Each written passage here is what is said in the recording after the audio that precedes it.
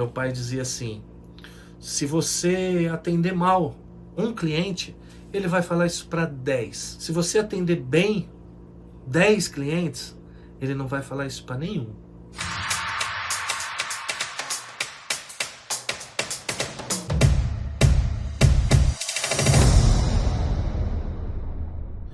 Muito bem, quando a gente fala de trilha na propaganda, que é o foco que a gente está aqui agora, ela é usada em spot, ela é usada de certa forma no jingle. Nesse momento específico, eu vou falar para vocês um pouco da trilha em filme. Óbvio que assim, eu não vou falar da trilha de um longa-metragem ou de um curta-metragem, a gente não está falando de trilha sonora para cinema. Então a gente vai falar um pouco da trilha no filme publicitário. Ele é feito em parceria com uma produtora de vídeo, que na teoria a coisa certa seria assim: áudio na produtora de áudio, vídeo na produtora de vídeo, e a gente faz esse trabalho juntos. É essa situação que a gente vai considerar, tá? Então vamos pensar aqui, a gente vai chegar num filme final e a gente tem a produtora de vídeo e a produtora de áudio. Tudo no primeiro momento a gente precisa de uma reunião, a gente precisa conversar em todos os fundamentos da produção de áudio. Normalmente entre produtora de áudio, produtora de vídeo, agência e às vezes até o próprio cliente, que isso também é uma coisa que a gente vai discutir aqui, como é a mecânica organizacional disso, como é a parte prática. Você vai falar: olha, eu vou aprender a fazer som na propaganda, para quem eu vendo? Com quem eu falo? Qual é a hierarquia? Qual é a ordem das coisas?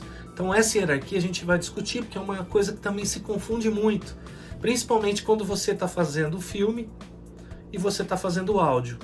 Todo filme existe um diretor do filme, todo áudio existe um diretor do áudio, e existe uma cultura de que o diretor do filme ele está de uma certa forma acima do diretor do áudio, o que não é fato, né? Quem está acima de todos nós é o cliente, a gente tem que estar junto, ninguém está acima de ninguém, então a gente tem que conversar, a gente tem que buscar unir conhecimento, buscar unir sabedoria para chegar num resultado melhor possível que a gente conseguir. Bom, temos o briefing, discutimos toda a situação do filme, a produtora de vídeo foi fazer a captação. Quais os processos mais usuais? Normalmente, o primeiro processo de todos, a produtora grava um guia para a produtora de vídeo, para que ela consiga entender se todo aquele conteúdo de texto ele está justo nos 30 segundos, ou nos 45, no tempo que a gente tem para fazer esse material. Isso é fundamental, porque às vezes o material está com muita quantidade de texto e não tem tempo para acontecer nada ali, fica aquele despejo de coisa, de informação, que vai acabar irritando o consumidor final, né? E também se ficar muito barrigudo, a gente chama, muito pouca coisa, sem ter um motivo, também não fica bom. Então esse tempo que a gente vai achar de texto é fundamental nesse primeiro processo de pré-produção. O que acontece muito é que normalmente a gente recebe o roteiro do filme, mas o tempo que a produtora de vídeo tem para entregar esse filme é muito curto. Então ela não vai conseguir te entregar o filme com um prazo para você fazer a trilha assistindo o filme. Entenderam?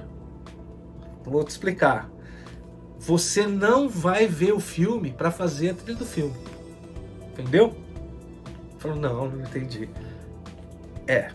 Você vai fazer a trilha pro filme sem ver o filme. Mas isso acontece de vez em quando? Não, isso acontece muito, cara, mas muito. Quando a gente consegue trilhar um filme, cara, é fantástico, isso é uma alegria, né? Você conseguir fazer um violino pontuar uma cena, é sonho, né? Mas às vezes a gente faz isso também, depois vai lá e muda o violino, fica lá jogado num canto. Todas essas variáveis a gente vai te passar. Aí você me fala como você consegue fazer a trilha para um filme sem ver o filme.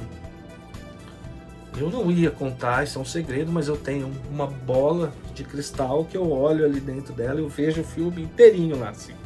Tempo, cara. O tempo, a experiência. Você consegue ler um roteiro e entender o que vai acontecer ali. Se eu consigo, você também vai conseguir. Existe técnica, não tem invenção. E eu vou te ensinar essa técnica. E essa técnica serve para o cara do vídeo também, né? Porque é uma técnica. Não tem achismo. É isso, isso e isso. Não tem como mudar disso. É lógica. Ah, mas como é que você sabe que aquela cena... Cara, olha ali o roteiro, você decupou, você sabe que existe 3 segundos. Só tem 3 segundos para aquilo ali. Esses 3 segundos, a pessoa não vai mudar. Mas isso eu vou ensinar para vocês depois. A gente acaba fazendo a trilha sem ver o filme. Pelo roteiro.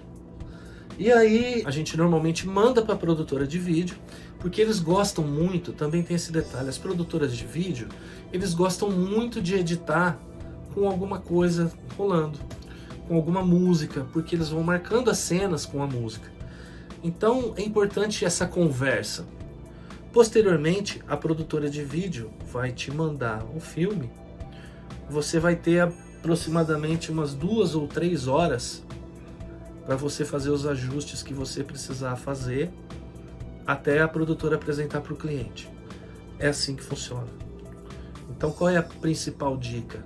Tenha tudo muito organizado, tenha tudo muito na mão, tenha a sua máquina funcionando, tenha as coisas para você ter agilidade, porque agilidade é fundamental dentro desse processo. Eu estou colocando para vocês a situação onde você faz a trilha, que é o que a gente vai aprender como fazer de N formas, rápido, devagar, com tempo, sem tempo, com verba, sem verba.